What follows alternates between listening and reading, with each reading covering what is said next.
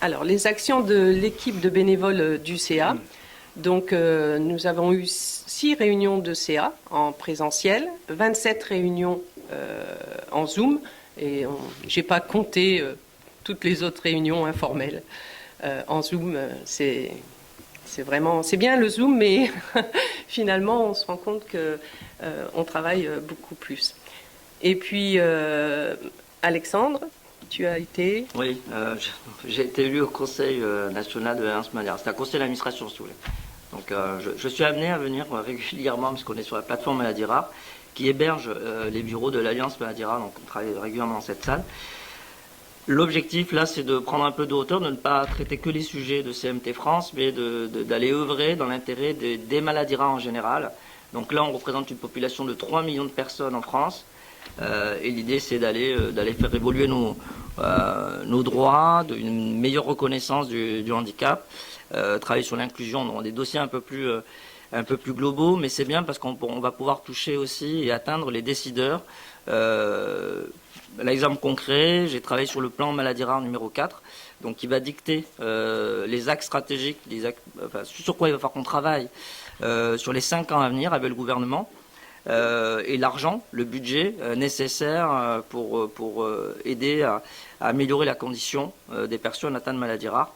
Voilà, l'idée étant de dire, on n'est pas si rare que ça. Quand on cumule toute la population concernée, ça représente, et ça c'est très fort, une personne sur 20. Voilà. Et là, quand vous allez voir un politique en disant, tiens, une personne sur 20, ça représente du monde en termes d'électorat. Ça suscite un peu plus d'intérêt, une oreille plus attentive de leur part. Et à ce moment-là, on peut délivrer un message. Alors, nous participons aussi à des événements, les salons, les congrès, la FM Téléthon, les journées Philnémus, les conférences en France et ailleurs. La PNS, la Peripheral Nerve Society, c'est tous les grands pontes neurologues du monde, les meilleurs experts au monde se réunissent une fois par an. L'année dernière, c'était à Copenhague, cette année, ce sera à Montréal. Et là, si vous voulez, généralement, il parle beaucoup de CMT. L'année dernière, c'était très CMT. Cette année aussi, il y aura pas mal de choses CMT, mais le programme est encore en cours c'est encore un brouillon. Il y a amylose, donc qui est une maladie aussi, qui a des symptômes similaires avec CMT, et les maladies plutôt auto-immunes, inflammatoires, CIDP. Voilà. Alors,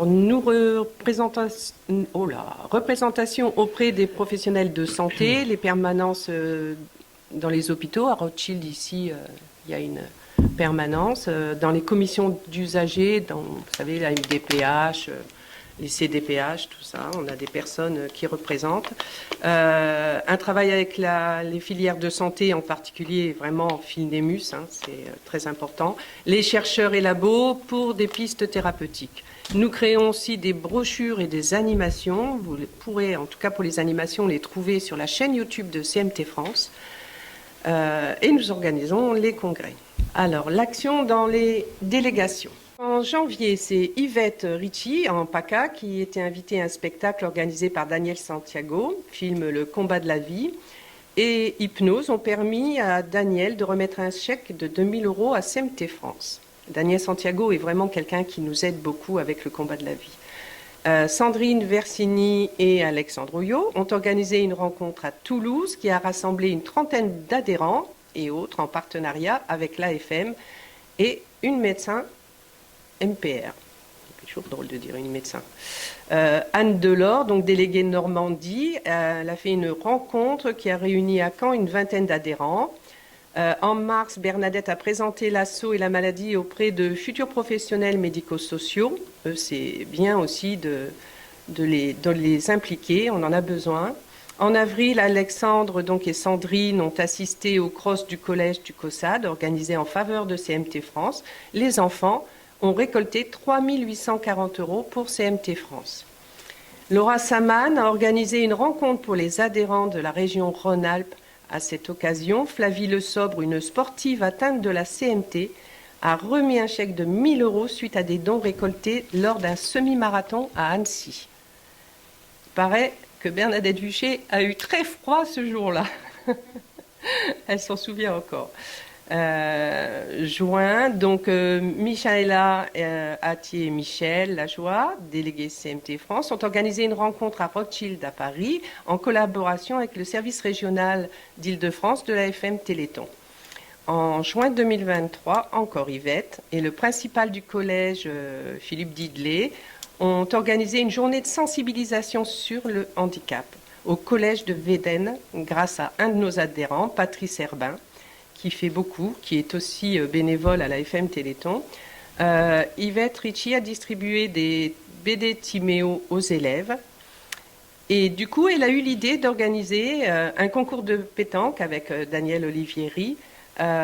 Les dons BD plus pétanque ont réuni 1 350 € pour CMT France. Et puis, je tiens à remercier l'entente des sociétés niçoises de pétanque et puis Daniel Santiago pour son film et sa présence parce que Yvette et Daniel font vraiment beaucoup de choses en PACA. C'est vraiment extraordinaire. Juillet, Bernadette a tenu un stand lors de la journée loisirs et bien-être organisée par le réseau Neurocep Auvergne à Aubière. Alors nous, on s'invite chez les autres, chez les CEP, on s'invite là où on veut bien nous entendre, mais c'est vrai que les CEP ont un petit peu les mêmes problématiques que nous et nos documentations peuvent les intéresser aussi. Donc en octobre, Patricia Chevalier, elle a fait une réunion en Aquitaine en collaboration avec le service régional de l'AFM et les compagnons de Maladies Rares qui ont un projet en Nouvelle-Aquitaine. Alors elle a quasiment fait un mini-congrès avec vraiment...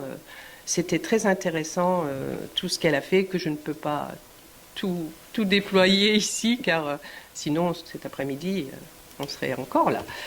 Alors, en octobre, Michel Bernard et Éric Gigant ont assisté à un tournoi de tennis organisé par le club de la Loupe en faveur de CMT France. 300 € ont été remis et d'ailleurs, ils ont récidivé. T'es où, Michel? Oui, hein? Bravo.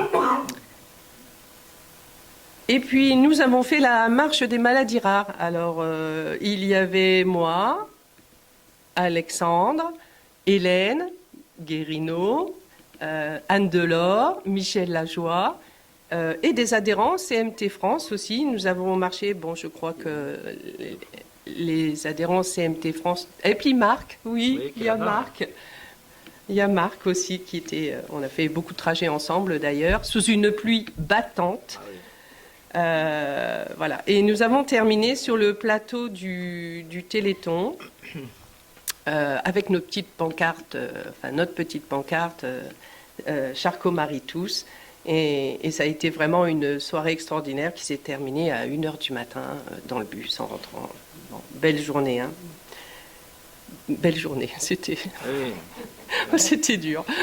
On a mouillé la chemise. Ah, on a mouillé la chemise, ouais.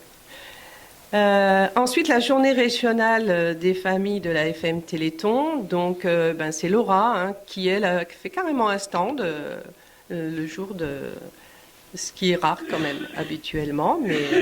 Et puis moi, j'avais la chance d'habiter dans la Marne et juste à côté de l'endroit où la présidente de la FM Téléthon avait choisi de venir. Alors, on était un petit peu nombreux. C'était vraiment des journées riches d'informations et...